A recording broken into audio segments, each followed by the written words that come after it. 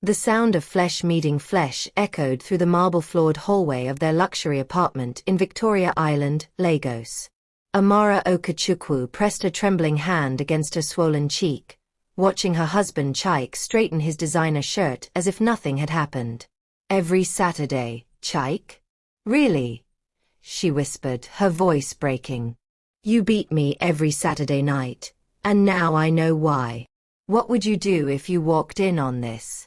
Hit like if you've been betrayed, and comment below where you're watching from." The revelation had come just an hour earlier when she'd found the messages on his phone. Explicit photos, love declarations, and most crushing of all, a voice note from his mistress Ngozi laughing about how your wife probably thinks you're just stressed from work when you come home angry on Saturdays. Chike's dark eyes remained cold, unmoved by her tears. At 35, he was still the handsome, successful oil executive she'd married 5 years ago, but the man standing before her was a stranger. "Amara, you're being dramatic. Those messages mean nothing." "Nothing." She held up his phone, her hands shaking. "She knows about our Saturday nights, Chike. She knows you come home and take out your frustrations on me after you've been with her." The domestic betrayal cut deeper than any physical blow. For 2 years, she'd endured his Saturday night rages, thinking it was work stress, thinking she could help him through whatever was troubling him. Now she knew the truth. He was beating his wife to satisfy his mistress's twisted sense of power. "You don't understand the pressure I'm under," Chike said, loosening his tie. "Ngozi gets it. She supports my career. By encouraging you to abuse me?" Amara's voice rose, echoing through their penthouse.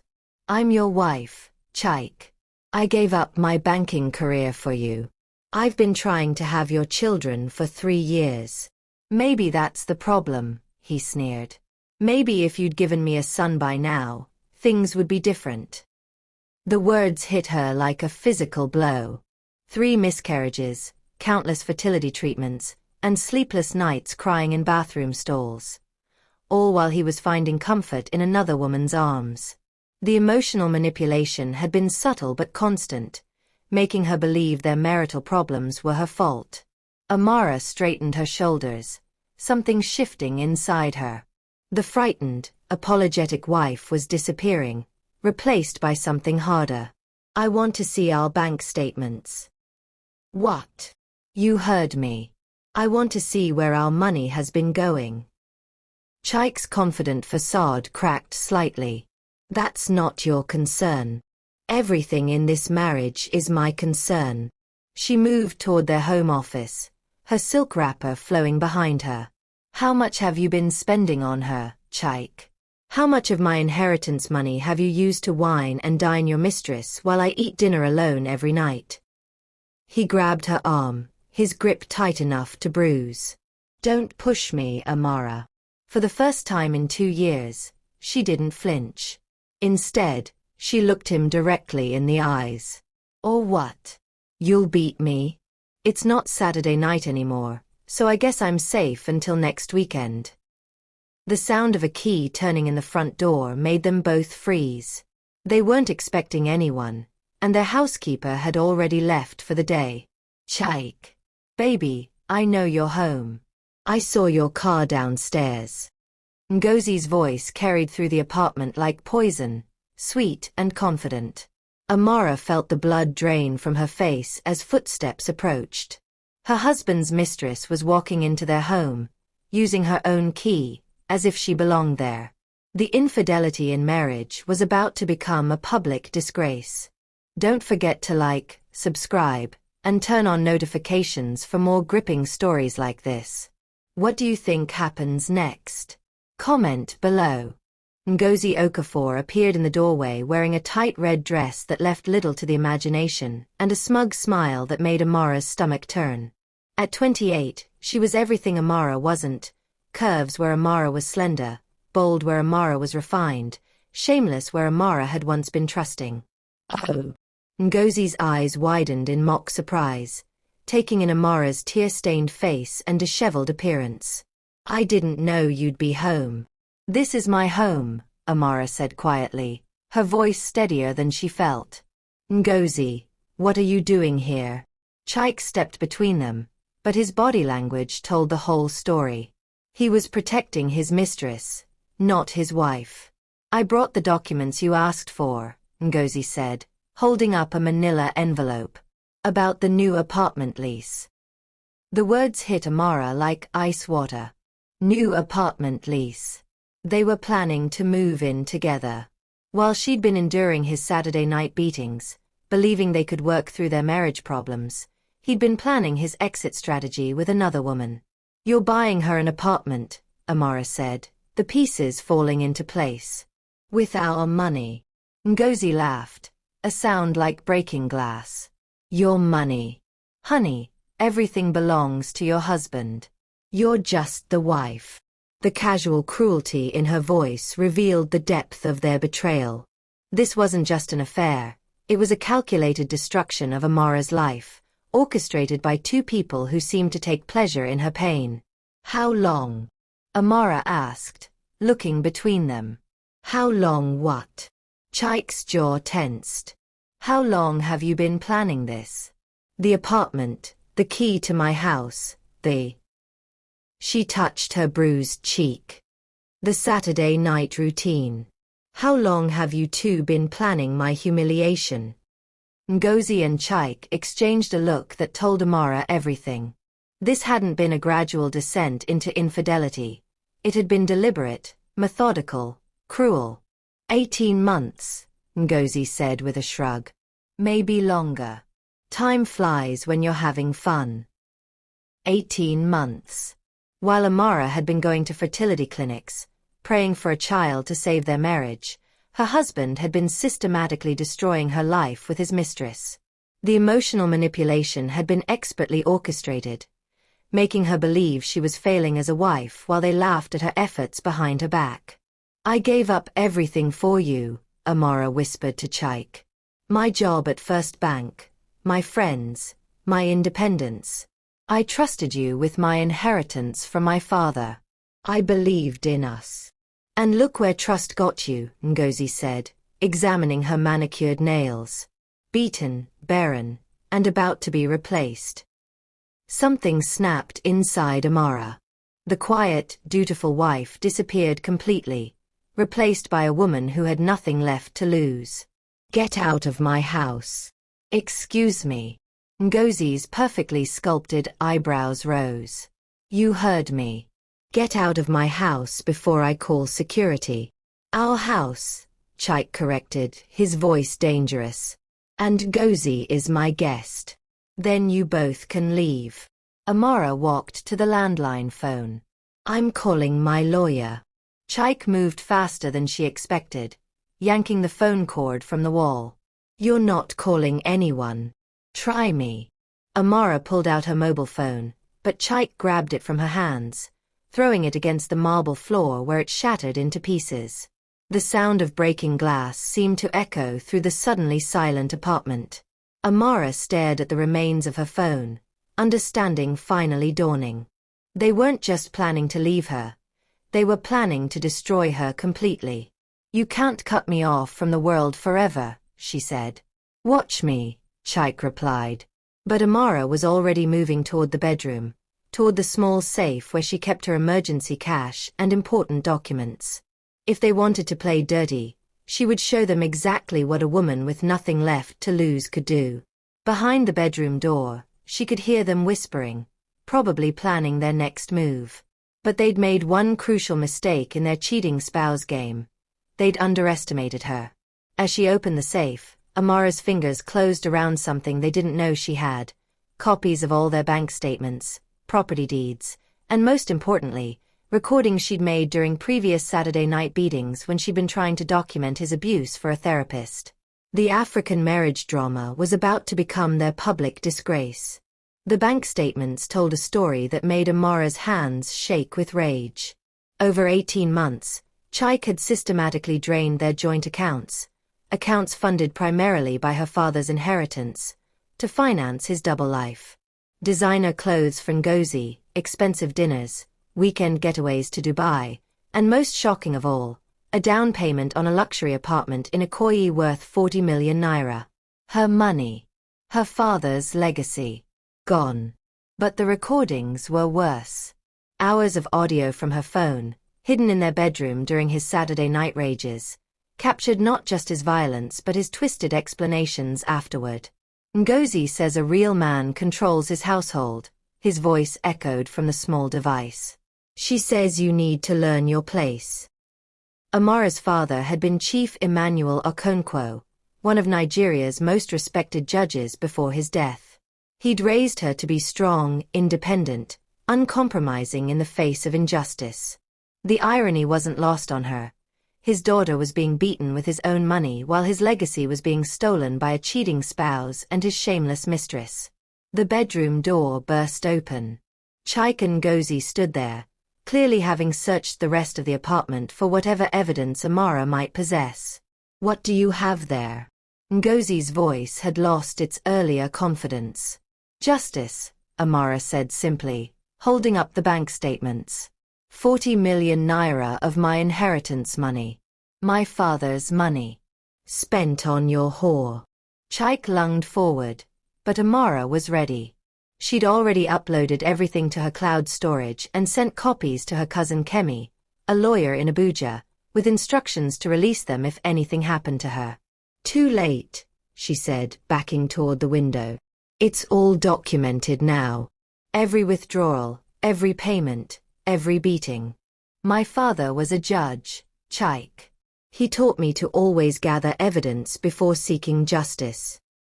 You can't prove anything, Ngozi said, but her voice wavered. Can't I? Amara smiled for the first time in months, and it wasn't a pleasant expression. 18 months of bank records showing systematic theft of my inheritance. Audio recordings of domestic violence. And the best part, your little apartment purchase violated the Matrimonial Causes Act. Everything you bought with my money legally belongs to me. The co-parenting conflict she'd anticipated over their future children would never happen now, but the financial revenge was just beginning. You're bluffing, Chike said. Try me. Amara moved to the balcony doors. I'm leaving now. Don't follow me, don't contact me, and don't touch anything in this apartment. As of this moment, you're both trespassing on my property. Your property? Ngozi laughed nervously. This is his apartment. Bought with my money, Amara corrected. Which makes it mine under Nigerian matrimonial law. Didn't your boyfriend mention he's been living off his wife's inheritance for 5 years? The look of shock on Ngozi's face was almost worth 2 years of abuse. Almost. You're not going anywhere, Chike snarled, moving to block her exit. Yes, I am. Amara held up a small device. Live stream. Broadcasting to my social media accounts right now. Say hello to your colleagues at Shell, honey. They're watching. The domestic betrayal was about to become very public indeed. Share this story if you've ever been underestimated. What do you think Amara's next move should be? Comment below. The Uber driver kept glancing at Amara in the rearview mirror as they navigated Lagos traffic toward her cousin Kemi's law office in Victoria Island. Her face was still swollen, her designer clothes wrinkled, but her spine was straight and her jaw set with determination. Bad night, madam? The driver asked gently in Yoruba-accented English. Bad marriage, she replied. But it's about to get better. Kemi Okafor was waiting in her office with a pot of tea and a box of tissues, though Amara didn't need the latter. The tears were gone, replaced by something harder and more dangerous. Cousin, Kemi said, embracing her. I've reviewed everything you sent. This is even worse than you described on the phone. How bad is it legally? For them. Catastrophic. Kemi spread the documents across her mahogany desk. Your husband committed matrimonial fraud on a massive scale. The apartment purchase alone violates several laws. And these recordings. She shook her head. Amara, why didn't you leave earlier? I believed in my marriage vows, Amara said simply. For better or worse, remember? I thought the worst part would end eventually. Instead, it got systematically orchestrated by his mistress. Kemi's voice was bitter. This Ngozi woman knew exactly what she was doing. The emotional manipulation, encouraging the violence, planning the financial theft. It's textbook predatory behavior. Can we get my money back? All of it, plus damages. Nigerian law is very clear about matrimonial assets, especially when there's proven domestic violence and financial abuse. But that's just the beginning. Kemi pulled out a fresh legal pad. Here's what we're going to do. First, we freeze all your joint accounts immediately. Second, we file for emergency protective orders. Third, we seek restraining orders against both of them. Fourth, we file criminal charges for domestic violence and theft. And fifth, Kemi's smile was sharp. We make sure everyone in Lagos high society knows exactly what kind of man Chike Okechukwu really is. The plan was elegant in its thoroughness. Amara's father had raised her in Lagos social circles. She knew exactly which wives controlled which husbands' careers, which church groups had the most influence, which social media influencers could destroy a reputation overnight. The Shell Executive Committee meets Thursday, Amara said thoughtfully. Chike's been angling for a promotion to regional director. Not anymore, Kemi said. Domestic violence charges tend to derail corporate advancement. And Ngozi works for which PR firm? According to her LinkedIn, Redwood Communications. They handle several multinational accounts, including 3 accounts I helped secure for them through my banking connections. Amara's voice was cold. I wonder how their clients would feel about employing someone who encourages domestic violence. The revenge story was taking shape beautifully, but Amara's phone, a replacement Kemi had provided, began buzzing with incoming calls from unknown numbers. They've started calling, she said, declining the 15th call in 10 minutes. Let me guess. Threats, pleading, maybe some fake apologies. All of the above. And Amara checked her social media notifications. They're posting about me online, calling me unstable, claiming I'm lying about the abuse. Kemi's expression darkened. Classic abuser tactics. Discredit the victim, control the narrative. Too bad for them, we have 18 months of documented evidence. But as Amara scrolled through the posts, her blood ran cold. They weren't just attacking her character. They were sharing intimate photos from her phone, screenshots of her private messages to friends about fertility struggles, even medical records from her miscarriages. Kemi, she whispered. They've hacked all my accounts. Everything private, everything painful. It's all online now. The public disgrace was no longer one-sided. Chike and Ngozi were trying to destroy her reputation before she could destroy theirs. How did they get medical records? Kemi demanded. He still has access to my email. He knows all my passwords, security questions, everything. Amara felt the walls closing in again. They're sharing my most private pain with the whole world. But then her phone rang with a call that changed everything. Mrs. Okechukwu? This is Inspector Janet Adebayo from the Lagos State Police Domestic Violence Unit. We've been monitoring your situation through your live stream earlier. We need to talk. The cheating spouse game had just become a criminal investigation. Inspector Janet Adebayo was a small woman with intense eyes who met them at the police station in Ikoyi with a thick file already prepared. Amara was surprised to discover how much the authorities already knew about her situation. Mrs. Okechukwu, we've been investigating your husband's activities for several months, Inspector Adebayo said, settling behind her desk. Not for domestic violence initially, but for financial crimes. Financial crimes? Amara exchanged glances with Kemi. Your husband has been moving money through shell companies, hiding assets, evading taxes. When we started tracking the money flow, your name kept appearing as the primary source of funds. That's when we realized you might be a victim rather than an accomplice. The inspector opened her file, revealing bank statements Amara had never seen before. He's been running a much larger operation than you knew about. The apartment for his mistress was just the beginning. He's purchased property in Dubai, opened accounts in Ghana, even bought a house in London, all with your inheritance money. Amara felt the room spinning. How much? Conservatively, about 200 million naira. Your father's entire estate. The number hit her like a physical blow. Everything her father had worked for, his entire legacy, stolen and hidden by the man who was supposed to protect her. But here's the interesting part, Inspector Adebayo continued. His mistress, Ngozi Okafor, isn't just some random woman. She works for a PR firm that specializes in helping wealthy men hide assets from their wives during divorces. This was a professional operation. You mean? Kemi leaned forward. I mean your husband was targeted, Mrs. Okechukwu. Ms. Okafor seduced him specifically to gain access to your family wealth. She's done this before. At least 3 other wealthy Lagos wives have been victimized by similar schemes. The betrayal ran deeper than infidelity. Amara hadn't just lost her husband to another woman. She'd lost him to a criminal who made a living destroying marriages for money. The Saturday night beatings, Amara said slowly. Were those part of the plan too?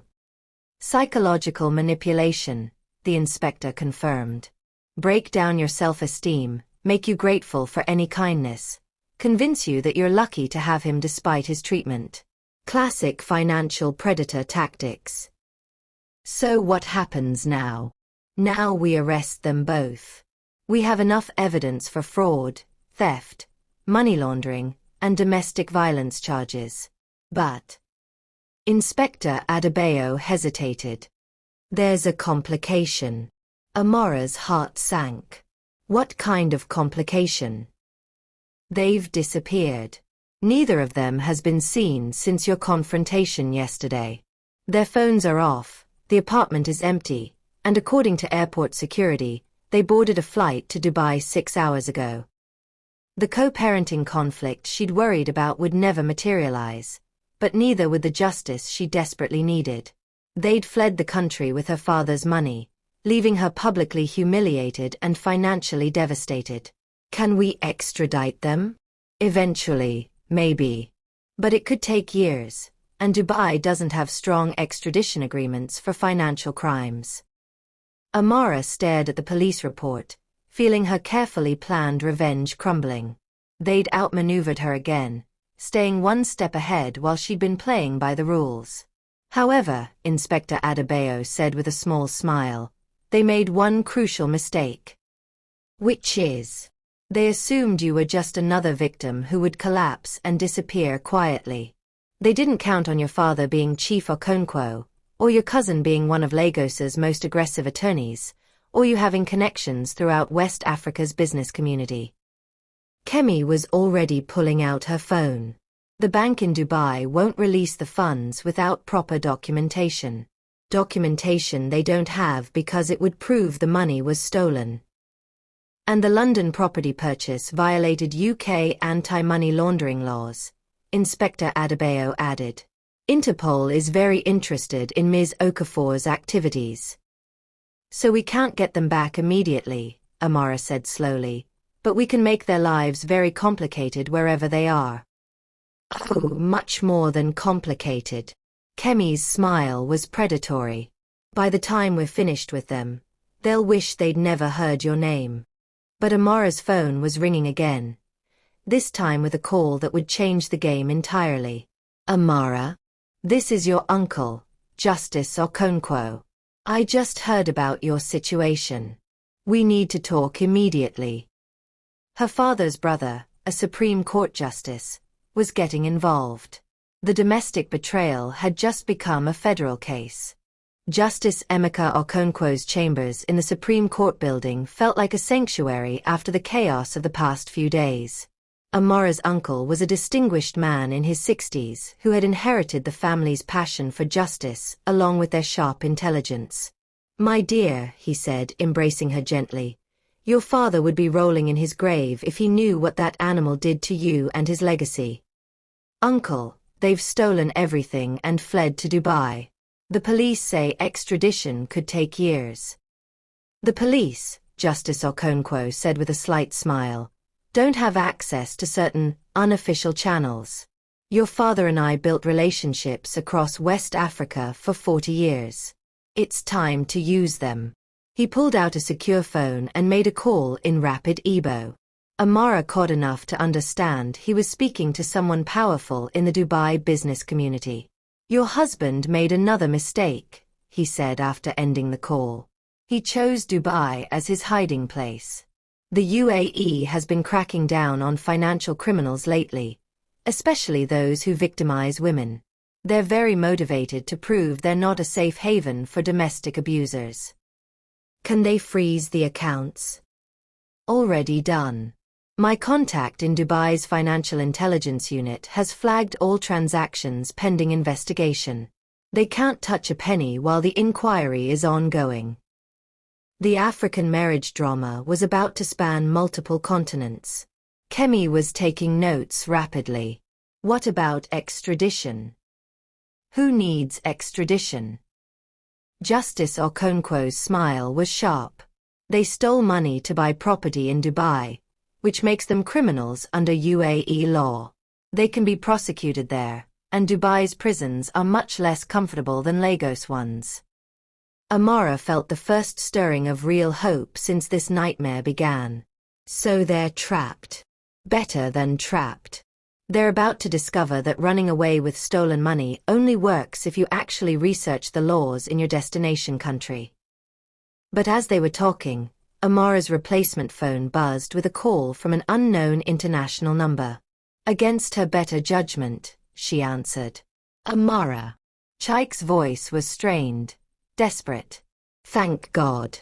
Listen to me carefully. I'm listening, she said, motioning for Kemi to start recording. This is all a huge misunderstanding.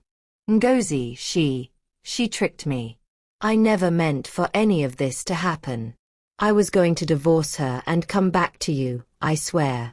The lies came so easily, so smoothly, that Amara almost felt sorry for him. Almost. Really. You were going to come back to me after stealing 200 million naira and beating me every Saturday night for 18 months. It wasn't like that. She made me do those things. She said it would make me a stronger man, a better husband for you eventually. I was confused, manipulated. In the background, she could hear Ngozi's voice, sharp and angry. Tell her about the pregnancy. Amara's blood turned to ice. What pregnancy? Ngozi is pregnant. With my child. That's why I had to. I had to secure our financial future. For the baby. The emotional manipulation continued even from another continent. They were using an unborn child as a weapon, trying to guilt her into dropping the charges. Congratulations, Amara said coldly. I hope you'll be very happy raising your child in a Dubai prison. Prison? What are you talking about? The accounts are frozen, Chaik. Dubai authorities are investigating you for money laundering and financial crimes. You're not coming home, and you're not keeping my money. The silence on the other end was telling. You can't do this, Ngozi's voice came on the line, sounding panicked for the first time. We have rights. I'm pregnant. You have the right to remain silent, Justice Okonkwo called out loudly enough for them to hear.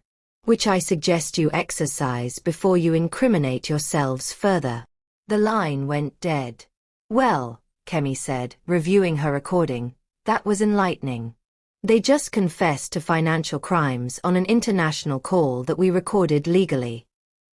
The pregnancy claim troubles me, Amara admitted. If it's true. Then they have even more motivation to cooperate, Justice Okonkwo said firmly. No woman wants to raise a child in prison, even a woman like that. But Amara's phone was buzzing again, this time with a text message that made her hands shake. We know where you're staying. We have friends in Lagos. Drop the charges or you'll end up like your father, dead and forgotten. The domestic betrayal had just become a death threat. This is getting intense. Comment below if you think the pregnancy is real or fake. Don't forget to like and share. The threatening text changed everything. Within an hour, Inspector Adebayo had assigned protective detail to both Amara and Kemi, while Justice Okonkwo activated his own security protocols. The Supreme Court building became their temporary fortress as they planned their next moves. They're desperate, Inspector Adebayo said, studying the threat message. Desperate people make mistakes, but they're also dangerous. How could they have friends in Lagos? Amara asked. I thought this Ngozi woman was from outside the city. She's been operating here for years, the inspector replied. A scheme this sophisticated requires local contacts, people who can gather information, monitor targets, maybe even intimidate witnesses. The implications were terrifying. Amara realized she'd been watched, studied, and targeted for much longer than 18 months. Every friend, every routine, every vulnerability had been catalogued and used against her. We need to accelerate everything, Justice Okonkwo declared. If they have enforcement capabilities in Lagos, then time is our enemy. Kemi was already drafting legal documents. I'm filing emergency motions in 3 jurisdictions: Lagos, London, and Dubai. We'll attack their assets simultaneously from multiple angles. What about their threat? Amara asked. Let me worry about security, her uncle said. You focus on justice. But even as they planned, Amara's phone kept buzzing with updates from social media. The story was spreading beyond Lagos, picked up by African news networks and diaspora bloggers. #Justice for Amara was trending, with thousands of women sharing their own stories of domestic betrayal and financial abuse. This is bigger than your individual case now, Inspector Adebayo observed. You've become a symbol. The attention was both empowering and terrifying. Every supportive message gave Amara strength, but she knew Chike and Ngozi were watching the coverage too, growing more desperate as their crimes became international news. Then came the call that changed everything. Mrs. Okechukwu? This is Detective Sarah Al-Mansuri from Dubai Police Financial Crimes Division. We need to discuss your case immediately. I'm listening. We arrested your husband and his accomplice 2 hours ago. They were attempting to withdraw funds from a cryptocurrency exchange using forged documents. Amara felt her knees give out. Kemi caught her arm as she sank into a chair. Arrested. They're in custody. Full custody. They'll be charged under UAE financial crime statutes, which carry mandatory minimum sentences. But there's more. More. The pregnancy claim was false. Ms. Okafor attempted to use a fake pregnancy test to gain sympathy during processing. She's not pregnant, never has been. Even their final manipulation had been a lie. The co-parenting conflict she dreaded, the innocent child caught in their web of deception, none of it was real. What happens now? They've both requested legal representation and are claiming they want to cooperate fully with authorities. They're asking to speak with you directly. Amara looked at her uncle and cousin, seeing her own thoughts reflected in their faces. This could be another manipulation, another trap, another layer of emotional abuse designed to break her resolve. They want to negotiate, Justice Okonkwo said quietly. For what? Probably a plea bargain. Reduce their sentences in exchange for returning the money and confessing to their crimes publicly. The revenge story was approaching its climax, but Amara had to decide. Did she want justice through the courts, or did she want them to suffer as she had suffered? There's something else, Detective Al-Mansuri continued. During their arrest, Ms. Okafor revealed information about other victims. She claims there are at least 6 other wealthy Nigerian women who've been targeted by similar schemes. She's willing to provide details in exchange for reduced charges. The domestic betrayal was part of a much larger criminal enterprise. Amara's nightmare had been one thread in a web of financial predation that spanned multiple countries and destroyed multiple families. "I need time to think," Amara said. "You have 24 hours," the detective replied. "After that, they'll likely refuse to cooperate and will proceed with maximum charges under UAE law." As the call ended, Amara stared out at the Lagos skyline, thinking about all the other women who might be living her nightmare right now. The cheating spouse problem wasn't just personal anymore. It was systemic. "What would father do?" she asked her uncle. Justice Okonkwo was quiet for a long moment. "Your father always believed that justice served others as well as yourself. He'd want you to think about those 6 other women. The decision that would determine Chaik and Ngozi's fate, and potentially save other marriages from destruction, was entirely in her hands." The video call connection crackled to life at exactly 3 p.m. Lagos time. Amara sat in the secure conference room at the Supreme Court building, flanked by Justice Okonkwo and Kemi, facing the screens that showed Dubai Police Headquarters where Chaik and Ngozi sat in orange detention uniforms. The change in them was shocking. Chaik, once impeccably groomed and confident, looked haggard and desperate. His expensive suits had been replaced by prison clothing, his arrogance stripped away by the reality of UAE justice system. Ngozi appeared even worse, her designer appearance completely gone, replaced by the hollow-eyed look of someone who had finally run out of schemes. "Amara," Chaik began, his voice cracking. "Thank you for agreeing to speak with us." "I'm not here for you," Amara said coldly. "I'm here for the other women you've destroyed." Detective Al-Mansuri joined the call from her office. "Mrs. Okachukwu, both defendants have agreed to full cooperation in exchange for your consideration regarding sentencing recommendations. They understand this is entirely your decision." "Tell me about the others," Amara said, looking directly at Ngozi.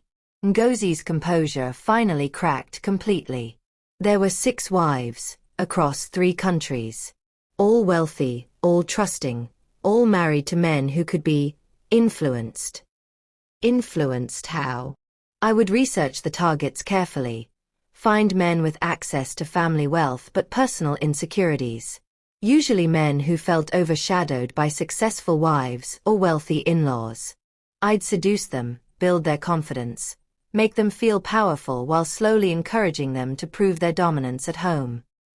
The clinical way she described the emotional manipulation made Amara's stomach turn. "And the violence. Part of the conditioning. Men who beat their wives are easier to control. They're dependent on someone who accepts their worst behavior without judgment. It creates psychological dependency." Chaik was staring at his hands, finally understanding how completely he'd been manipulated. "She made me feel like beating you was proof of my masculinity. Like real African men controlled their households through strength." "But it was never about masculinity," Ngozi continued, her voice flat. "It was about access. Beaten wives don't ask questions about missing money. They're too focused on survival to notice financial irregularities." The systematic nature of the abuse was breathtaking in its cruelty. Every aspect of Amara's suffering had been calculated to facilitate theft. "How much money total?" Justice Okonkwo asked. "Across all 6 marriages, approximately 800 million naira," Ngozi admitted. The number hung in the air like a death sentence. 800 million naira stolen from women while their husbands beat them into submission. Dozens of children affected, families destroyed, lives ruined, all for money. "Some of the women never recovered," Ngozi said quietly. "One committed suicide after her husband disappeared with her family's business. Another lost custody of her children because the financial stress drove her to alcoholism." Amara felt tears threatening for the first time since this ordeal began. Not for herself, but for women she'd never met who had suffered the same betrayal, the same systematic destruction of their lives. "Why are you telling me this now?" she asked. "Because I'm looking at life in a Dubai prison," Ngozi said simply. "And because I'm tired of being a monster." Detective Al-Mansuri leaned forward. Both defendants have provided detailed information about their network, bank accounts, property locations, contact information for accomplices in Nigeria, Ghana, and South Africa. With their cooperation, we can potentially recover funds for all 6 victims and prevent future crimes. "What do you want from me?" Amara asked Chaik directly. Her husband, soon-to-be ex-husband, finally looked at her directly for the first time in the call. "Forgiveness, I suppose. Though I know I don't deserve it." "You're right. You don't." "Then, mercy, maybe? I'll serve whatever sentence you think is appropriate, but please consider that full cooperation might help other families avoid what we put you through." It was a calculated appeal, but Amara could see genuine remorse in his eyes for the first time in years. The question was whether that remorse was real or just another manipulation. "Detective Al-Mansuri, what happens if I recommend maximum sentences?" 25 years each under UAE financial crime statutes. They forfeit all stolen assets, but we may not recover everything hidden in shell companies and cryptocurrency. "And if I recommend cooperation agreements?" 15 years each, but guaranteed recovery of at least 80% of all stolen funds across all 6 cases. Plus their testimony helps us dismantle the entire network. Justice Okonkwo placed a gentle hand on Amara's shoulder. "The choice is yours, my dear. Your father would support whatever decision brings you peace." Amara stared at the screens showing the 2 people who had destroyed her life, who had turned her marriage into a nightmare of violence and theft. The revenge she'd fantasized about was within reach. She could condemn them to maximum punishment and walk away. But then she thought about the woman who had committed suicide, the children who had lost their mothers to alcoholism, the families still trapped in cycles of abuse while their wealth was systematically stolen. "I want to speak to the other wives," she said finally. "Mrs. Okechukwu?" Detective Al-Mansuri looked surprised. "Before I make my decision, I want to speak with the other victims. They deserve a voice in this too." It was an unprecedented request, but after everything she'd endured, Amara felt entitled to be unprecedented. "We can arrange a conference call with the 4 surviving victims within 24 hours, the detective agreed. "Then we reconvene tomorrow. Same time." As the screens went dark, Kemi squeezed her hand. "You're thinking like your father now, considering justice for everyone, not just yourself."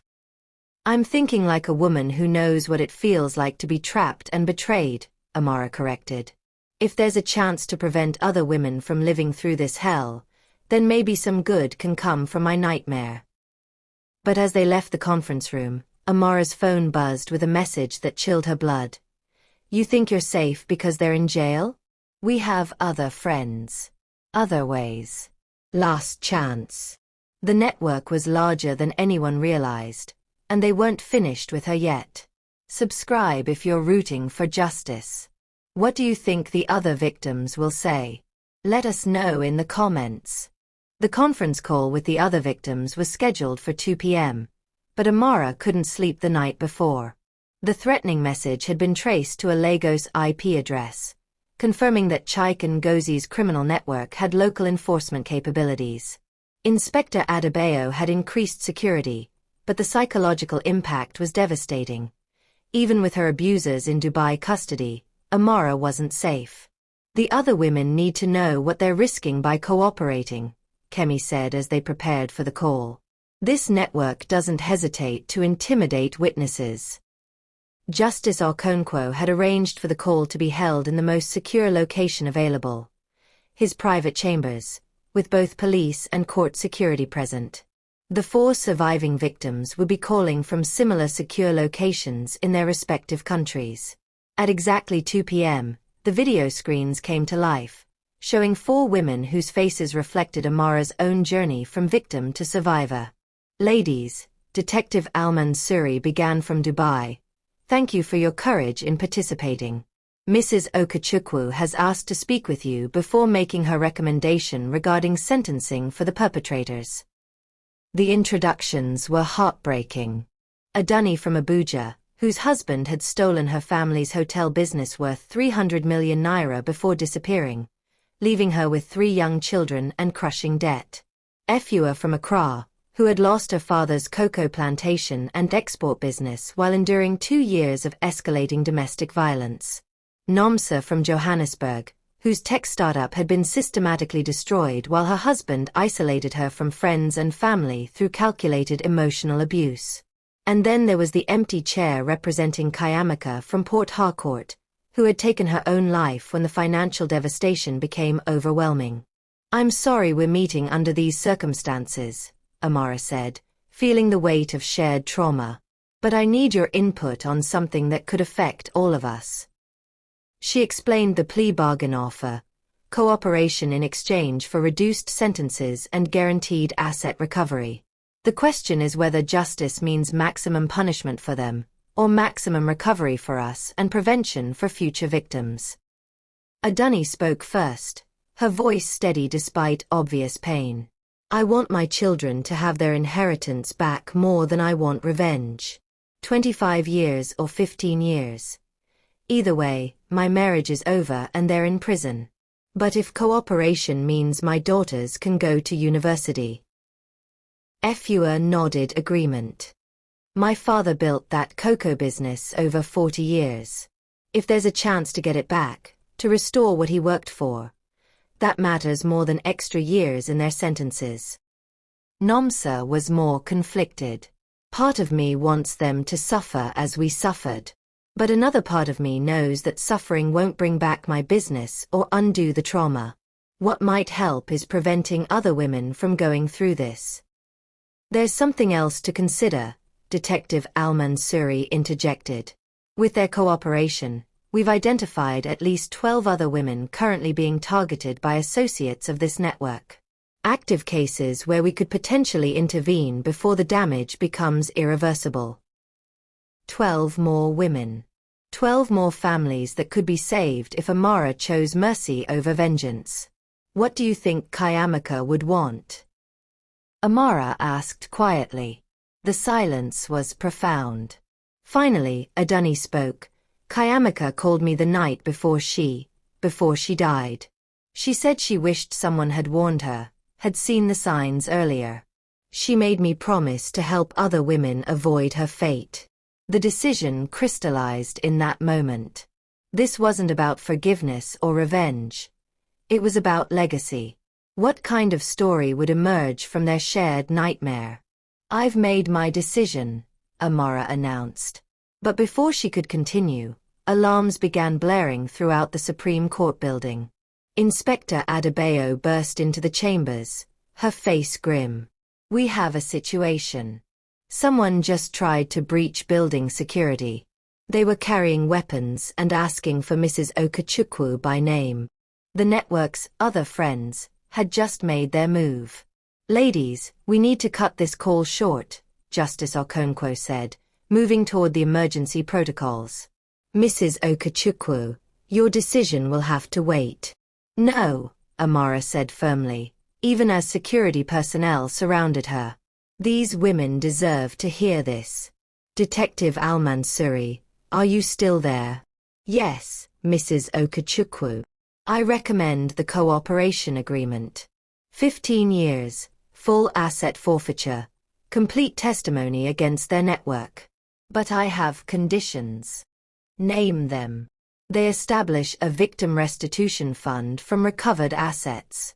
They participate in a documentary exposing their methods to warn other potential victims. And Gozi provides detailed psychological profiles of how they selected and manipulated their targets, information that can help law enforcement identify future schemes. Agreed, came Chaik's voice from the Dubai detention center. All of it. We'll do whatever it takes to make this right. It will never be right, Amara replied. But it might prevent other women from losing everything like we did. As security escorted her from the chambers, Amara felt a profound sense of completion. The revenge story was ending not with vengeance, but with justice that served something larger than her personal pain. But the immediate threat was far from over. Somewhere in Lagos, people were still trying to silence her, and they were armed. The attempted breach of the Supreme Court building made international headlines within hours. Armed men target domestic violence victim at Nigeria's highest court. The story dominated news cycles across Africa and reached diaspora communities worldwide. The symbolism was impossible to ignore. Even at the pinnacle of Nigeria's justice system, women seeking legal recourse faced violent intimidation. Amara watched the coverage from a secure safe house, surrounded by federal security officers and feeling strangely calm. The attempted attack had backfired spectacularly. Instead of silencing her, it had amplified her story beyond anything she could have achieved alone. "The men we arrested were hired muscle," Inspector Adebayo reported. "Low-level criminals paid to intimidate you into dropping charges. But their arrest led us to the middleman, who led us to the Lagos coordinator of the network." How big is this thing? Bigger than we imagined. The network has been operating across West Africa for over a decade. Conservative estimates suggest they've stolen over 2 billion naira from wealthy families, always using the same pattern: seduce the husband, encourage domestic violence, isolate the wife, steal systematically.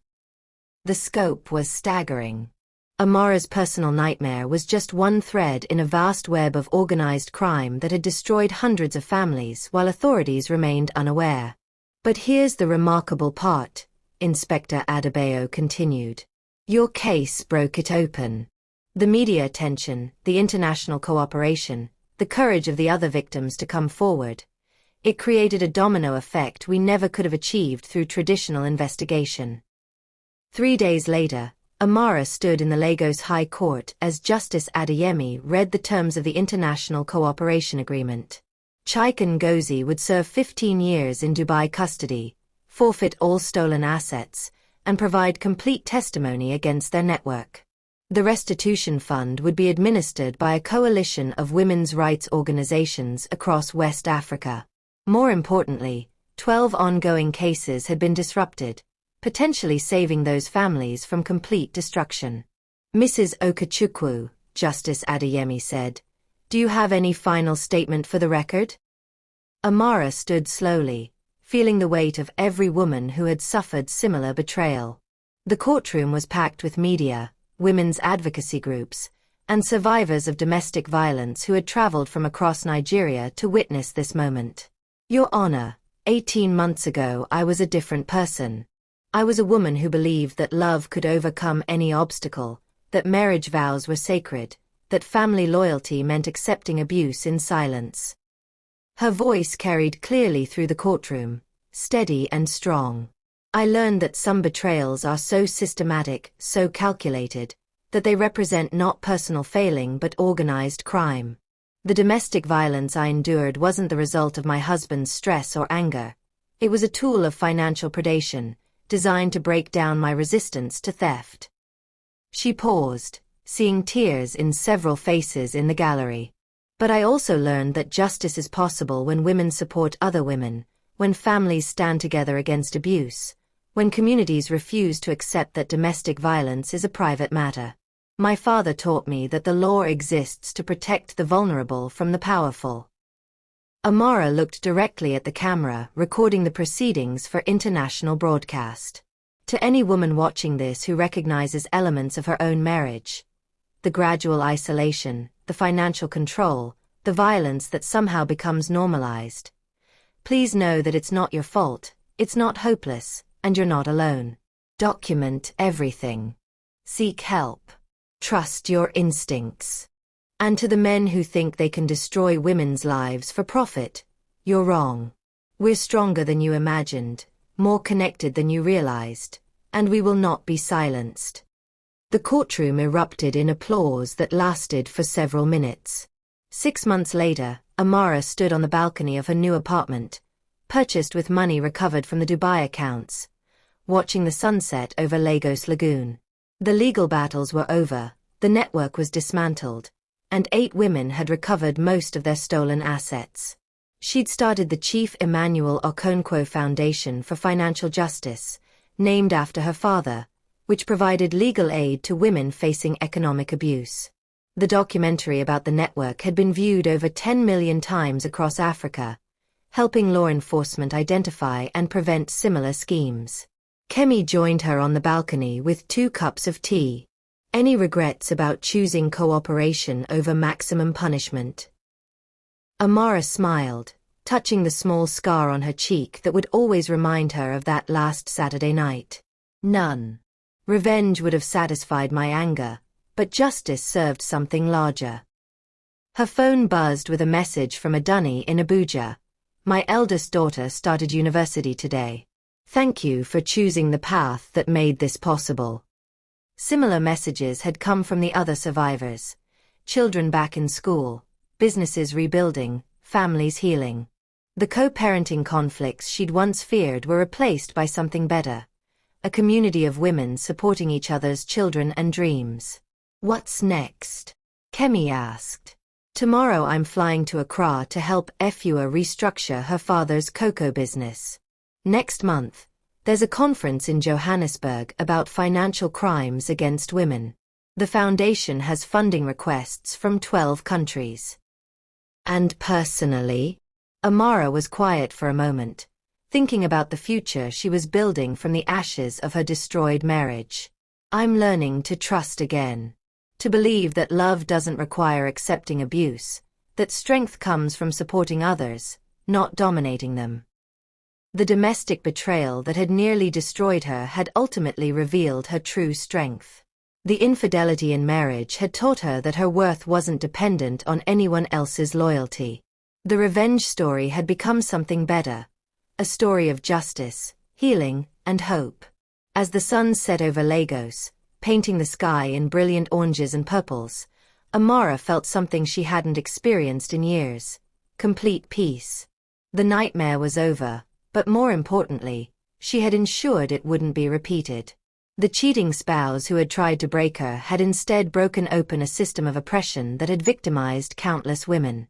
In seeking justice for herself, she had created justice for others.